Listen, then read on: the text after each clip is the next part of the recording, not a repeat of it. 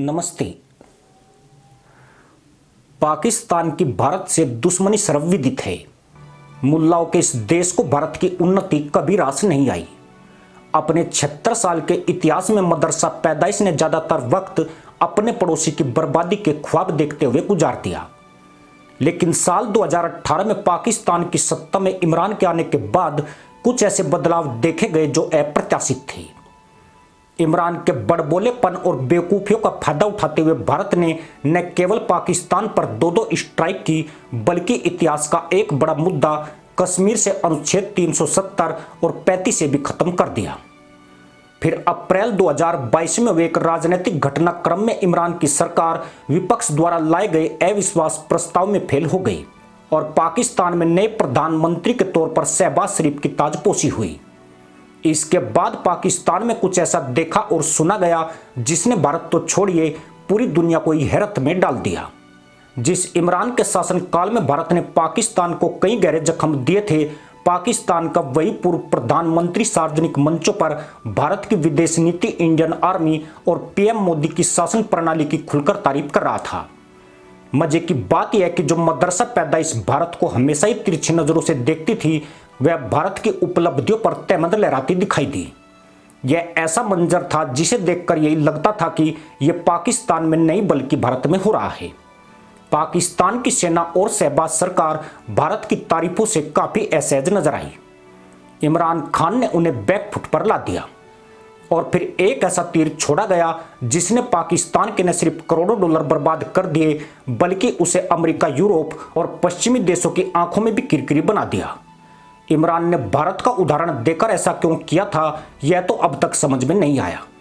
लेकिन इमरान की बातों में आकर पाकिस्तान उसकी कीमत आज तक चुका रहा है। 24 फरवरी 2022 में यूक्रेन में रूस ने सैन्य ऑपरेशन शुरू किया था और ठीक इस दौरान पाकिस्तान के प्रधानमंत्री इमरान खान मॉस्को में राष्ट्रपति व्लादिमीर पुतिन से गलबैयां कर रहे थे, जिसकी अमेरिका और उसके सहयोगी देश अंदर खाने आलोचना कर रहे थे। लेकिन इमरान खान ने किसी की परवाह नहीं की, जबकि पाकिस्तान और रूस का रिश्ता भरोसे वाला नहीं था। रूस ने पाकिस्तान के खिलाफ हमेशा भारत की मदद की है।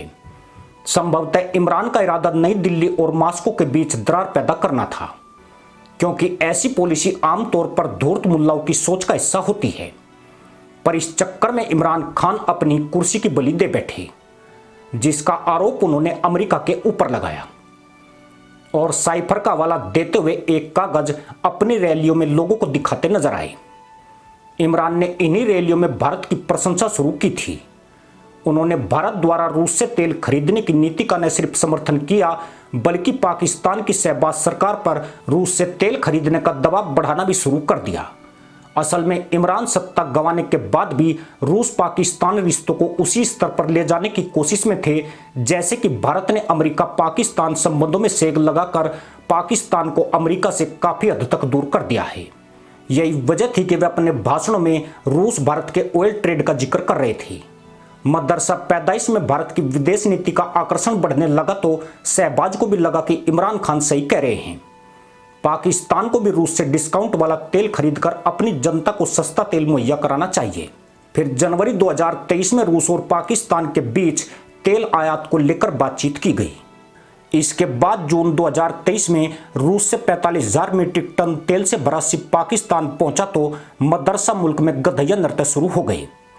मदरसा पैदाइश ने हीरा मंडी के चौक पर आकर पाकिस्तान की आजाद पॉलिसी का ढिंढोरा पीटना शुरू कर दिया।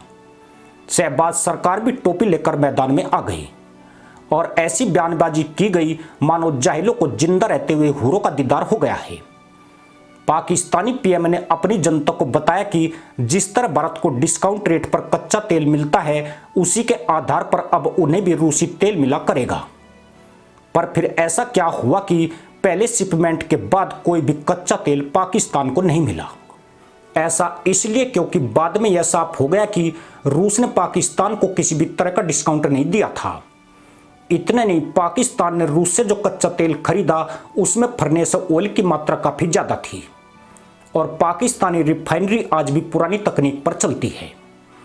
पाकिस्तान भारत की होड़ तो करना चाहता है, लेकिन उसका विदेशी मुद्रा भंडार ऐसी स्थिति में नहीं है। इसमें से एक बड़ा हिस्सा ऐसा है जो दूसरे देशों से लिया गया है, जिसका इस्तेमाल भी नहीं किया जा सकता है। वहीं पाकिस्तान का ज़्यादातर विदेशी मुद्रा भंडार कर्जे लौटाने के कारण कम हो रहा है। पाकिस्तान का एक इरादा रूस को फुसलाकर तेल उधार लेने का था, मगर रूस इसके लिए तैयार नहीं हुआ। इतना ही नहीं, पाकिस्तान ने इस दौरान रूस के साथ $1 बिलियन के ट्रेड के लिए वस्तु विनिमय की पेशकश की।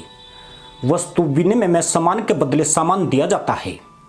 इससे मदरसा मुल्क को अमेरिकी प्रतिबंधों का भी खतरा नहीं था, लेकिन रूस इसके लिए भी तैयार नहीं हुआ। आज हालत यह है कि पाकिस्तान ने घर का रहा ना घाट का। वह रूस से संबंध बढ़ाने की कोशिश में अमेरिका की नज़रों में भी चढ़ गया है और अपनी जनता को सस्ता तेल भी नहीं दे पा रहा है। इसी के साथ अनुमति दोस्तों, जय हिंद, वंदे मातरम।